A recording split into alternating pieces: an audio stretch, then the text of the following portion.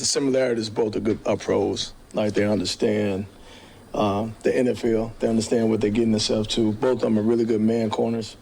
The differences is one is 6'2" and one is 5'10", so that's the only big difference. But both are tremendous football players, really good pros.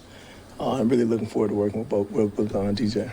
Did DJ know he's not 6'2"? Because he seems like... I doubt it. He better think he's the tallest corner in the room every time he goes in, but you don't make it this long if you don't have that mindset, and he has it. He's been a really good player his entire career in the league, so. Yeah, when you say as a player takes his biggest leap from year 1 to year 2, how have you seen Terrion come back this spring, and just some expectations for him going into what's expected to be kind of a big jump of a year for him? I think any expectation of any time you get a chance to have as many reps as he had, it helps you. The only way you can get better is to get a chance to rep. And he understands how they're attacking him, and he found out about himself. Like, what do I do best? How can I make those strengths more stronger? And then my weaknesses, what do I do now this offseason to make them better? And, just conversating throughout the process before he got back. And then she grabbed me right now. We was in the office watching tape just now. So he is trying to be the best player he can be, and that's what it takes. Like, you have to work on your craft. You have to find out how you can get better in the offseason, and he's working at it. Imagine Ennis was incredibly frustrated with just the stop-start nature of his rookie year. I think we all understand that he was on the verge of getting an opportunity to start there really early in the season. How do you see the year 2? I mean, is he going to be right back in that mix to scrapping for a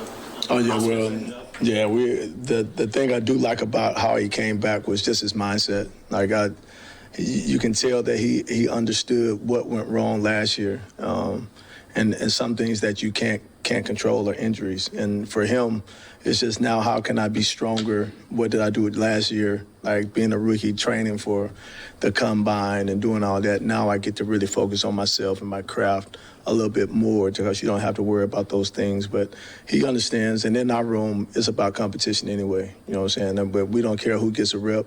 A rep don't care who get it at this time of year, but when you get it, you better make sure you're doing the right things, and that's our room anyway. Like, you're going to have to prove it. You better come in here ready to compete, and I think we got a lot of good guys in there to go compete.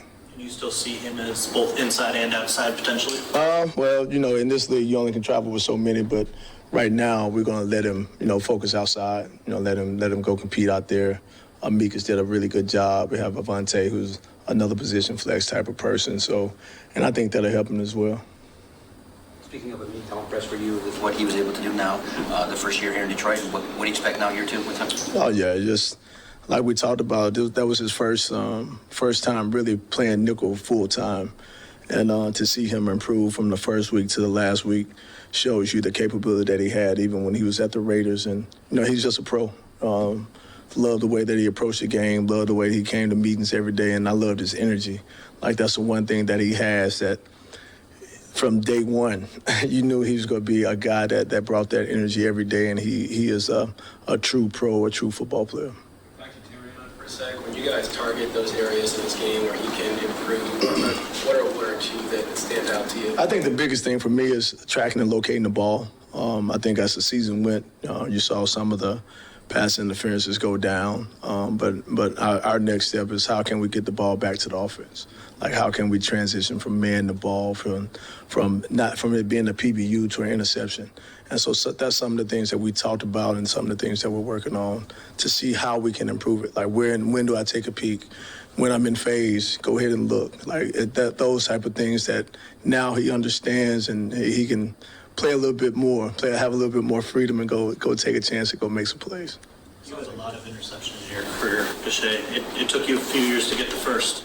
Terrion didn't get his first last year. Right. You knew that was gnawing at him. I mean, from your experience, what can you convey about being patient and not, taking unnecessary risks to get the first? I think the biggest thing is, like, how it is. Once you touch it one time, it's they come in numbers, come in bunches. But when you play man a lot of times your back is turned.